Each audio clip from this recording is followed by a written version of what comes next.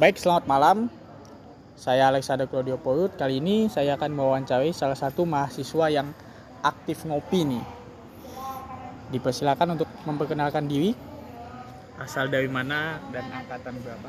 Baik, terima kasih atas kesempatannya. Perkenalkan semuanya, nama saya Muhammad Fadil Amir Ramadhani, biasa dipanggil Ami.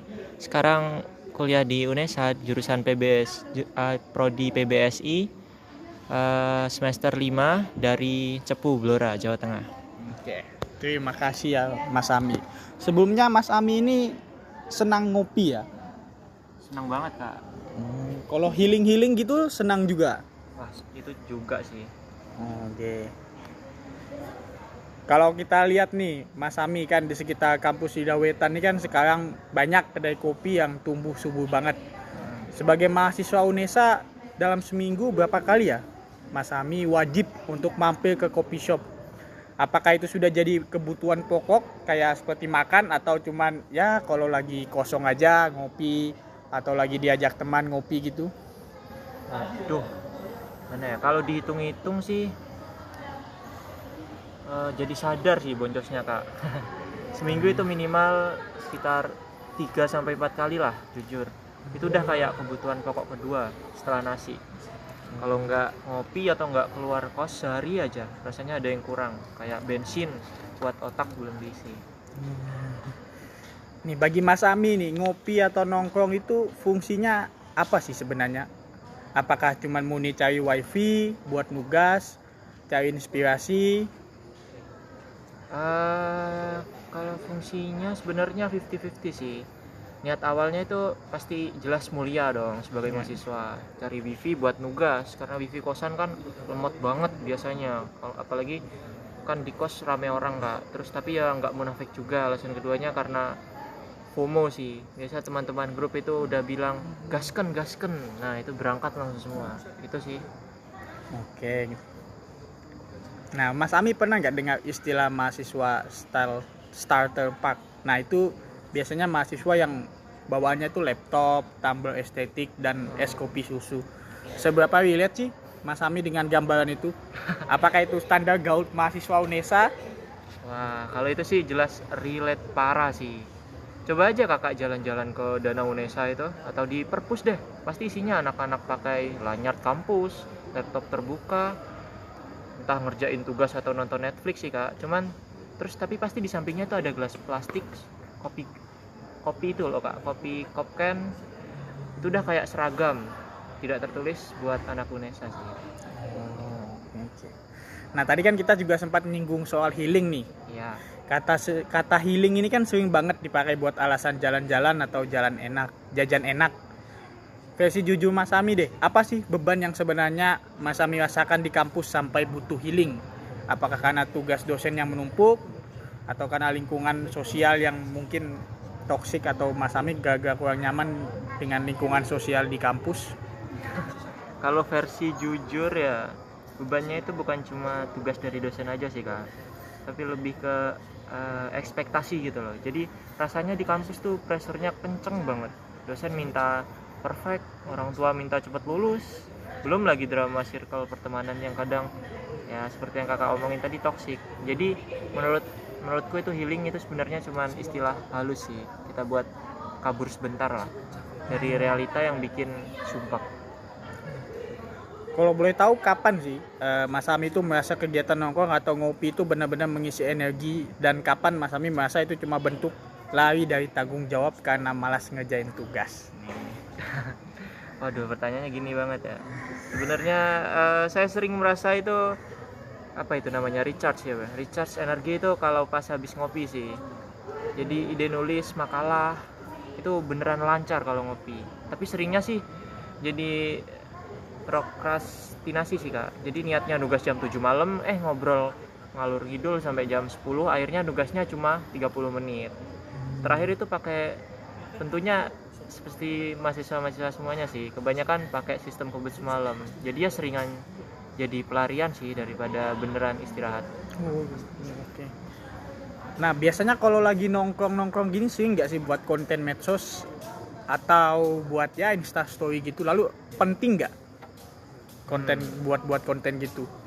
Oke, untuk anak sekarang, apalagi saya ya, menurut saya penting banget sih. Kayak ada kepuasan gitu. Kalau bisa update story fotokopi estetik, plus lagu galau atau lagu indie-indie gitu kak. Terus rasanya kayak kasih tahu dunia, halo, gue sibuk nih, gue produktif gitu. Padahal aslinya mas stres berat. Kalau ngopi di tempat hits tapi nggak di post, rasanya kayak ada yang kurang gitu. Gitu sih. Oke, lah ini pertanyaannya agak sensitif ya Mas Ami, tapi penting. Pernah nggak Mas Ami itu merasa dilema gitu, uang tinggal sedikit, tapi teman-teman ngajak nongkrong. Kalau dalam posisi gitu biasanya milihnya solidaritas atau ya nolak, tapi merasa terasing. Itu jelas sering banget sih. Ini sebenarnya dilema air bulan anak kos. Jadi temen ngajak nongkrong di kafe yang harganya lumayan, sementara dompet itu tinggal selembar sih kak. Akhirnya ya saya tetap berangkat demi solidaritas itu. Tapi di sana ya cuman pesen es teh atau air mineral. Terus nyemilnya ya nyemil punya temen. Daripada di kos sendirian kan terasing, mending dompet nangis sih. Oke gitu. Benar juga. Lalu pernah nggak pengeluaran gaya hidup ini kan kayak kopi outfit atau mungkin pas healing gitu menggerus jatah uang buat beli buku atau kebutuhan kuliah? Lalu kalau memang pernah, gimana cara kamu mengakali biar bisa tetap bertahan hidup sampai akhir bulan? Aduh, pertanyaannya loh bikin kena mental gini. Sebenarnya iya sih, kadang jatah beli buku itu diambil dulu, malah kepake buat check out baju lah, buat apalagi baju buat kuliah. Terus jatah ngopi seminggu juga diambil biasanya. Ngakalinya gimana ya? Biasanya nyari buku di PDF gitu sih, atau di internet, atau pinjem pinjem cutting. Terus makannya ya dihemat-hemat, balik lagi ke mie instan atau penyetan yang murah di Gang 7 itu. Oke. Lalu nih, pernah nggak sih kasihkan healing malah bikin tugas kuliahnya keteteran tuh, atau sebaliknya kamu justru masa kalau nggak healing dulu otak nggak bisa dipakai mikir buat tugas? Pernah sih, gara-gara kasihkan healing ke Bromo waktu itu. Jadi nongkrong sampai pagi, besoknya terus telat masuk kelas, tugas juga jadi asal-asalan. Tapi anehnya aku ngerasa kalau nggak digituin otak saya itu macet. Jadi kayak lingkaran setan gitu kak. Butuh healing biar mikir, tapi kebanyakan healing malah mikir-mikir. Gitu. Oke, ini pertanyaan kita coba lebih dalam lagi. Ini mengenai slogan UNESA. Slogan UNESA kan kita tahu sendiri, tagline-nya satu langkah di depan. Mas Ami sebagai Gen Z, slogan ini terdengar sebagai motivasi yang membakar semangat, atau malah bisa jadi tekanan bahwa Mas Ami ini harus selalu hustle, harus cepat sukses dan nggak boleh santai. Menurut Mas Ami gimana? Untuk tagline satu langkah di depan itu, kalau buat UNESA mungkin jadi motivasi juga sih. Cuman ya sebagai mahasiswa itu kadang ke pressure, rasanya kayak diterakin, ayo lari. Terus padahal kita kan capek, pengen jalan santai dulu. Kita dituntut harus punya skill lebih, harus aktif organisasi, harus IPK tinggi juga. Kalau leha-leha dikit rasanya kayak kita mahasiswa gagal gitu, yang ketinggalan langkahnya dibanding universitas lain. Lalu kalau Mas Ami melihat teman-teman Mas Ami yang lain nih di kampus yang sudah magang, punya bisnis, atau jadi influencer, pernah nggak Mas Ami merasa insecure atau burnout? Apakah kopi dan healing tadi adalah cara Mas Ami meredam rasa insecure itu? Aduh, kalau insecure itu jelas banget ya. Apalagi kalau buka LinkedIn atau Instagram gitu, lihat teman-teman seangkatan udah magang di BUMN, udah punya bisnis thrift shop atau jadi selebgram kampus gitu.